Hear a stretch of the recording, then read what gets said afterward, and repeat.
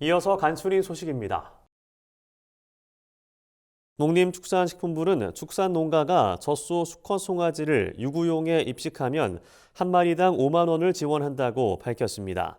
이는 유구용 젖소 송아지 거래 감소로 인한 낙농가의 어려움을 해소하기 위한 방안입니다. 우유 생산 기반을 유지하기 위해 암컷 송아지는 입식 지원에서 제외했으며 총 1만 마리 규모로 지원할 계획입니다. 지원을 희망하는 농가는 지역축협 등 축산물 이력제 관할 위탁기관에 신청서를 내고 유구용 젖소 수컷 송아지를 입식한 뒤 이력번호 이관 내역을 신고하면 됩니다. 신청서 제출 기간은 3월 6일부터 일주일간입니다. 농식품부는 2023년 농촌 돌봄마을 조성사업 대상 지역으로 충남 홍성군을 선정했습니다. 농촌 돌봄마을은 사회적 약자에게 농장과 복지시설, 주민교류센터 등 통합적 돌봄 서비스를 제공하는 사업으로 현재 홍성군까지 전국의 3곳의 대상 지역을 선정해 추진 중입니다. 농촌 돌봄마을로 선정된 홍성군에는 3년간 총 182억 원을 지원할 계획입니다. 농식품부는 사업 대상으로 선정된 지자체와 협력해 농촌 돌봄마을 조성에 관한 기본 계획과 실시 설계 수립 등을 차질 없이 추진하겠다고 밝혔습니다. 지난 1월 음식료품과 농축수산물의 온라인 거래액이 역대 최대치를 기록했습니다. 통계청이 최근 발표한 1월 온라인 쇼핑 동향에 따르면 온라인 식품 거래액은 약 3조 6,200억 원으로 2017년 통계 개편 이래 최고치를 기록한 것으로 조사됐습니다. 이 가운데 모바일을 통한 식품 거래액은 약 2조 6,400억 원으로 전체의 72.9%를 차지했습니다. 통계청 관계자는 온라인 장보기의 편리함 때문에 온라인 식품 거래액이 계속 늘어나는 추세라며 지난 1월에는 설 명절이 포함돼 소비가 많았다고 설명했습니다. 산림청이 소각행위로 인한 산불을 방지하기 위해 전국 단위 특별 단속을 실시합니다. 산림청은 최근 하루 평균 10건이 넘는 산불이 동시다발적으로 발생하고 있는 만큼 직원들을 산불 위험 지역에 집중 배치한다고 밝혔습니다. 또 기동 단속반을 운영하며 산림 인접 지역에서의 논 밭두렁 태우기, 영농 폐기물 소각 행위 등을 단속할 계획입니다.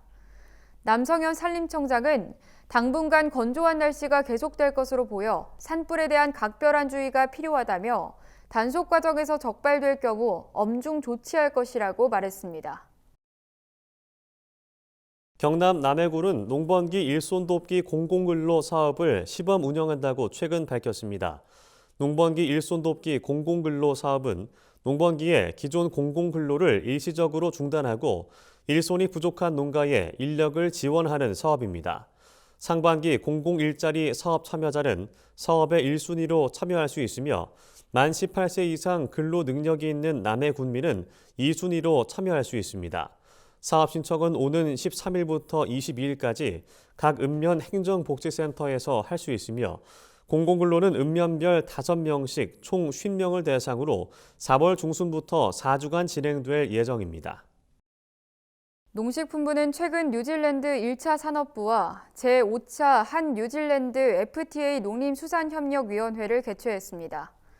양국 정부는 이번 위원회에서 지난 3년간 코로나19로 인해 제한적으로 이뤄졌던 농림수산협력 사업을 정상화하기로 합의했습니다. 이에 따라 지난해 뉴질랜드 교사를 국내로 초청하는 방식으로 진행한 농어촌 청소년 유학 연수를 올해는 현지에서 추진할 예정입니다. 이 밖에도 양국은 이번 약정이 내년 3월에 종료됨에 따라 앞으로도 협력 사업의 안정적 동력을 확보하기 위해 차기 약정을 재체결하기로 합의했습니다. 산림청이 올해 봄꽃 개화 시기를 지역별로 예측해 공개했습니다. 산림청이 최근 발표한 2023년 봄꽃 개화 예측 지도에 따르면 올해 봄꽃은 지역과 수종에 따라 차이가 있지만 진달래를 시작으로 개나리, 벚나무류 순으로 개화할 예정입니다. 우선 진달래는 오는 13일부터 제주를 시작으로 충북 소백산 지역 중심으로는 5월까지 개화가 이루어져 지역적 차이가 클 것으로 전망됩니다. 개나리는 오는 20일부터 남부 지역과 제주도에서 개화가 시작되고 벚나무류는 다소 늦은 4월부터 개화할 것으로 예측됩니다. 전라북도는 고향사랑기부제 답례품에 66개 품목을 추가 선정했습니다. 최근 새로 선정된 답례품은 농촌 체험마을 이용권과 잼버리 입장권, 전북 생생장터 온라인몰 포인트 등 66개입니다. 이에 따라 전북도 답례품은 1차에 선정된 21개를 포함해 총 87개로 늘어났습니다. 전북도는 이번에 추가된 답례품 공급업체를 28일부터 모집할 계획입니다. 한편 전북도는 3월 31일까지 전북 현대모터스 FC와 협력해 기부 인증 이벤트를 진행하는 등 고향사랑 기부제 홍보를 강화해 나가고 있습니다.